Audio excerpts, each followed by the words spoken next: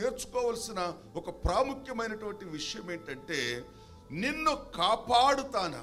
చెప్పండి, నిన్ను యాకోబు నిన్ను కాపాడుతాను అంటే, ఇప్పుడు దేవుడు యాకోబు యొక్క రక్షణ విషయంలో ఆయన బాధ్యత తీసుకుంటున్నాడు. యాకోబును కాపాడే బాధ్యత, యాకోబును రక్షించే బాధ్యత ఎవరు తీసుకుంటున్నారంటే, ప్రియులారా, సర్వశక్తిమంతుడైనటువంటి దేవుడు ప్రియులారా యాకోబు యొక్క ప్రాణాన్ని, ఆయన యొక్క ప్రాణాత్మ దేహాలను కాపాడే బాధ్యతను ఆయన తీసుకుంటున్నాడు.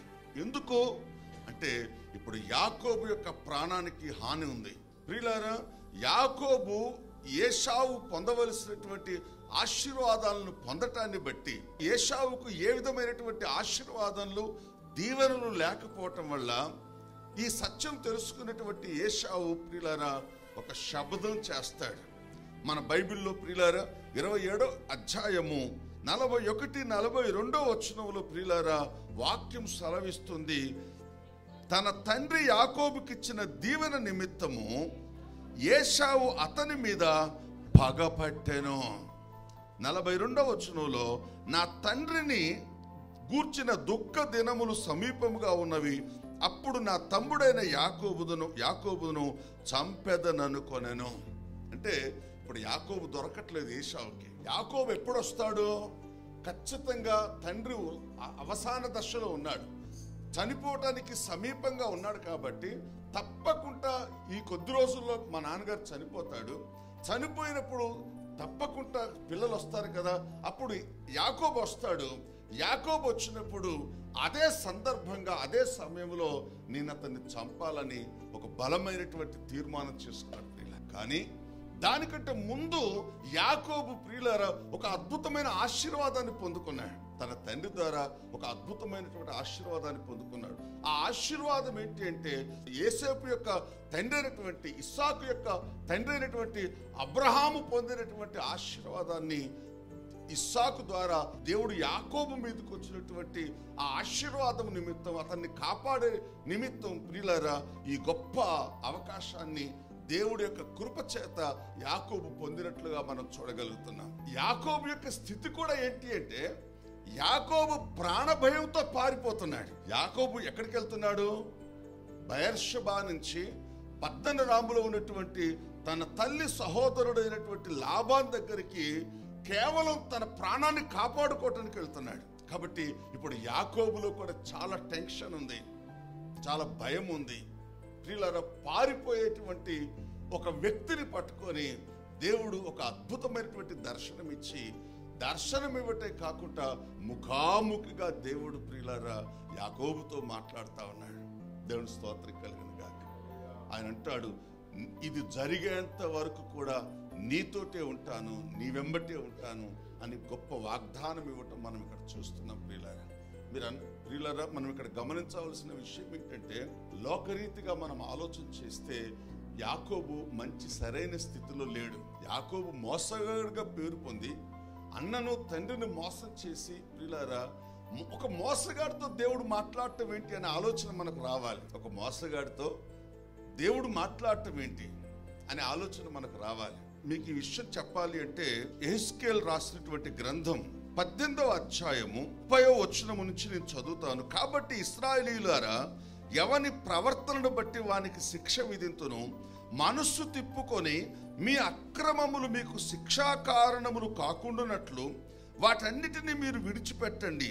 మీరు జరిగించిన అక్రమ క్రియలన్నిటిని విడిచి నూతన హృదయమును నూతన బుద్ధియు తెచ్చుకొనుడి. ఇశ్రాయేలీయులారా, మీరెందుకు మరణము నొందుదురు? ఇదే ప్రభువుకు యెహోవా వాక్కు. మరణము నొందువాడు మరణము నొందుటను బట్టి నేను సంతోషించువాడను కాను. కావున మీరు మనస్సు తిప్పుకొనుడి, అప్పుడు మీరు బ్రతుకుదురు. ఇదే ప్రభు అయినటువంటి యెహోవా వాక్కు. గట్టిగా చప్పట్లు కొట్టి దేవుడి స్తోత్రం. మనకు నూతన నిబంధన గ్రంథంలో యేసుక్రీస్తు యొక్క అద్భుతమైన ప్రేమను మనం పరిశీలించి చూసినప్పుడు ఆయన అంటాడు, నేను పాపులనే ప్రేమించవచ్చాను, నేను నీతిమంతుల్ని ప్రేమించడానికి రాలేదు. చెప్పండి, నేను పాపులనే ప్రేమించవచ్చాను, కానీ నేను నీతిమంతుల్ని ప్రేమించడానికి నేను రాలేదు.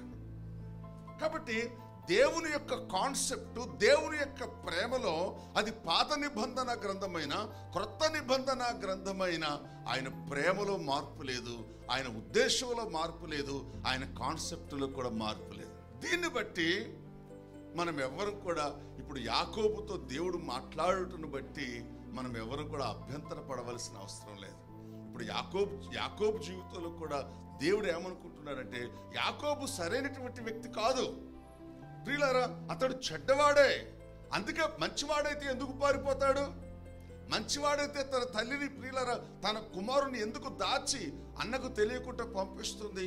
ఇవన్నీ కూడా మనం చూస్తే ప్రియులారా, యాకోబు చెడు ప్రవర్తన కలిగిన వాడు, జుత్తుల మారివాడే. కాబట్టి అయినను కూడా దేవుడు ఏమనుకుంటున్నాడంటే, యాకోబులో కూడా నీతిని స్థాపించాలి, యాకోబులో కూడా పరిశుద్ధతను స్థాపించాలి, యాకోబును ప్రియులారా ఈ యొక్క మరణము నుంచి తప్పించి అతన్ని కూడా జీవింప చేయాలి. ఒకవేళ ప్రియులారా మనకెవరికైనా యాకోబుతో మాట్లాడటం అభ్యంతరం ఉంటే, మనని రక్షించిన దేవుడి విషయంలో కూడా మనకు అభ్యంతరం ఉండాలి. మనం అందరినీ కూడా మనం పరీక్షించుకుంటే, మన పూర్వ జీవితాలు, క్రీస్తుకు ముందున్నటువంటి మన జీవితాల్లో మనం చూసినట్లయితే, నేనంటాను ఒకప్పుడు మనందరి జీవితాల్లో యాకోబు బ్రతికే ఉన్నాడు. నువ్వు మారు మనస్సు పొందకపోతే రక్షణ పొందిన తర్వాత కూడా యాకోబు నీలో బ్రతికే ఉంటాడు.